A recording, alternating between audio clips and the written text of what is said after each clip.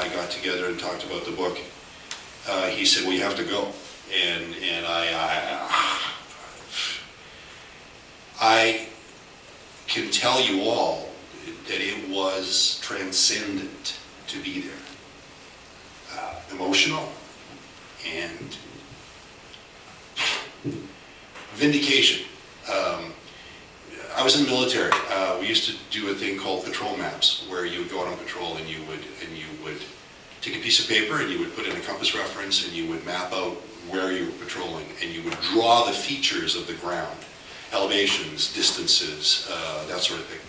And then you'd come back, and this became a reference for the next group to go out. My dad, 5 days after the event, Thursday afternoon, the RCMP wanted him to go and with them to find the site, and the doctors still said, no, you can't go. So the RCMP pleaded with him, at least give us a map, give us some reference, show us something. So he drew, from memory, a sketch of the site with a compass reference, and he gave it to him, and off they went. And of course they didn't find it. They didn't find it for a long time after. I stood on the site with this map in my hand, and every detail was bang on, including the compass reference. I had a compass in my hand. Every detail, distances, elevations, contours, everything was perfect. Absolutely perfect.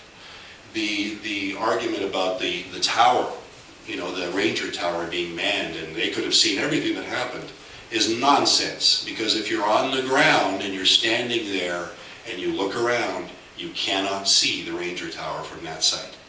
And in fact, we went in on horseback, and it's not for another 10 minutes or so on horseback until you finally see the ranger tower.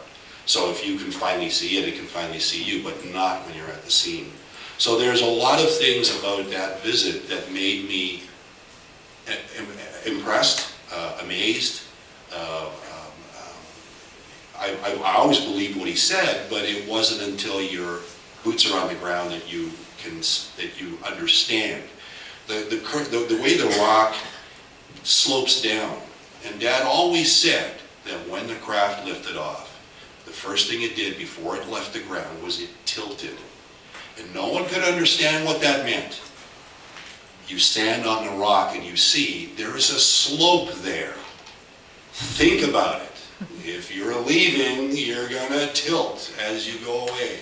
So all of these things came together, and the last thing was, how in the hell did he get out of there? He's injured, he's sick, he's throwing up, he's nauseated, he's dizzy, he's afraid. He's got to get out. It took us, what, 40 minutes by horse to get to the site. How did he get out of there?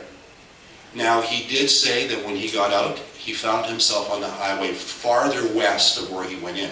So he obviously was disoriented enough to kind of miss where he...